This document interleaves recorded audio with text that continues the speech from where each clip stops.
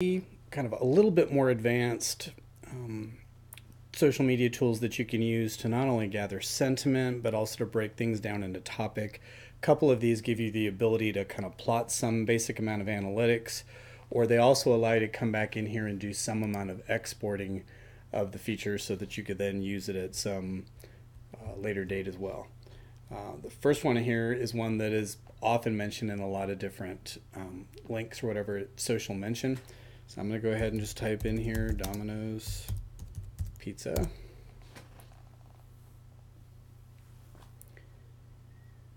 One of the great things about this one is it allows you to break things down and just search for blogs, microblogs, bookmarking programs like Delicious and Reddit and things like that. Places where just people left comments, image functioning type of social media platforms, ones that focus on video, all that type of stuff. Plus it has an advanced section over in here. Another thing that it ends up having is it gives you some amount of kind of a little bit more detailed analysis than some of the other ones does.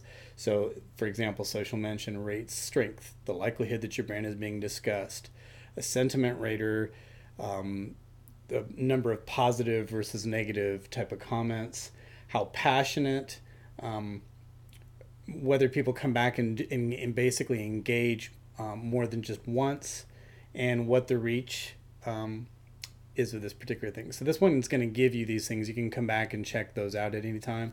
It's going to go ahead and rate the positive versus negative. Again, it's 9 to 1. So in this case, it's found 97 it identified as being positive, 1% basically that's negative, and then it chose not to rate 282 because it couldn't make sense of them. It's going to go ahead and give you common keywords that are linked through all these different things. Top users, people who are mentioning the word Domino's more often than other people. Top hashtags that continue to show up. Where these things are coming, if you're looking at the all filter, which is this one right now, that most of these are from Twitter, moving on down past several other ones to get to YouTube, to finally get down here to Facebook. It gives you the ability to come back in here and also to check the date. If you want to just look at ones that were within the last hour, you want to include an analysis over things from the last month, it's fantastic. You can come up here and tell it to search by just microblogs. It opens up wanting to search all the channels. So these are the ones basically on Twitter, and it's going to show you the ones that it rated as positive sentiment or the ones that were just kind of neutral. It's going to come back out if you want to look at images. Only look at those results. So these ones are coming in here from Flickr.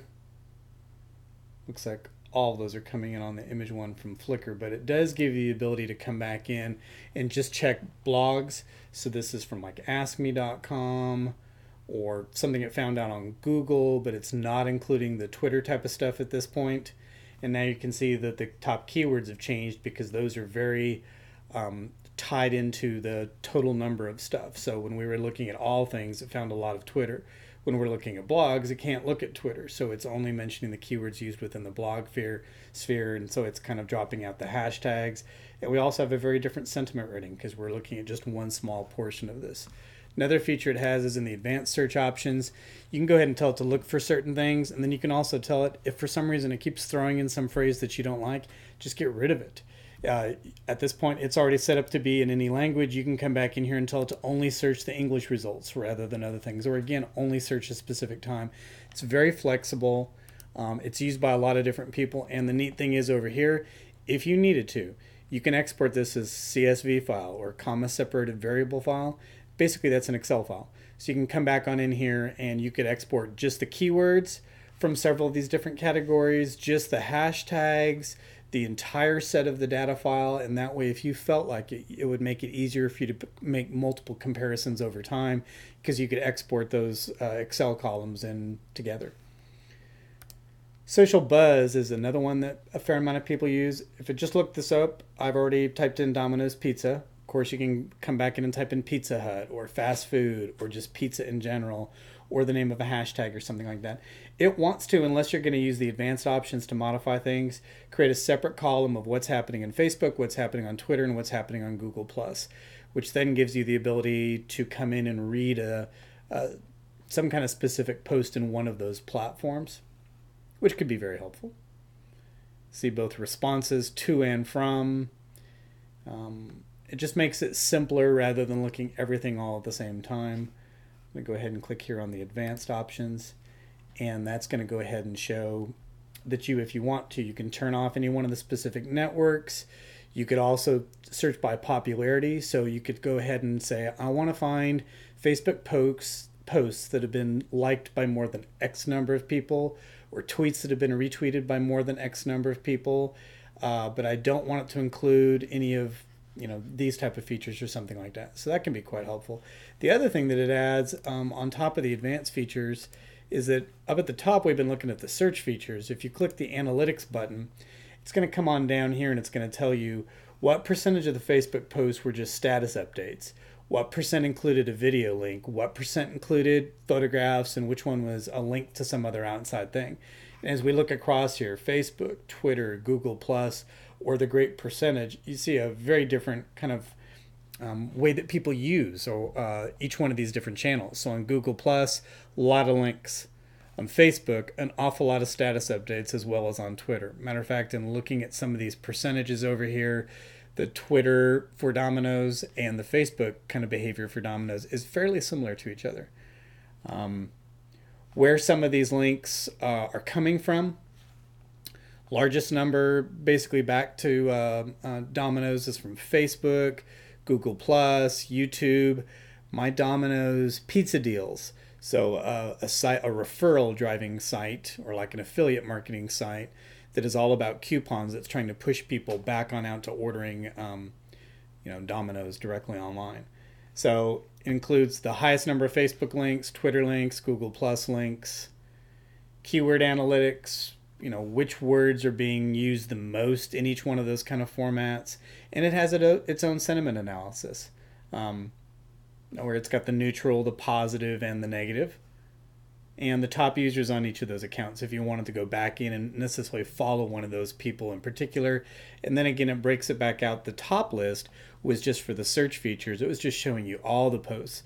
These ones in here are showing you the most popular posts on Facebook, Twitter, or Google+. And also going ahead and showing the sentiment rating, whether it was negative, positive, or one of the neutral types of things as well. Fairly commonly used because it has a lot of different purposes, from the search feature and down to a lot of those analytics down at the bottom.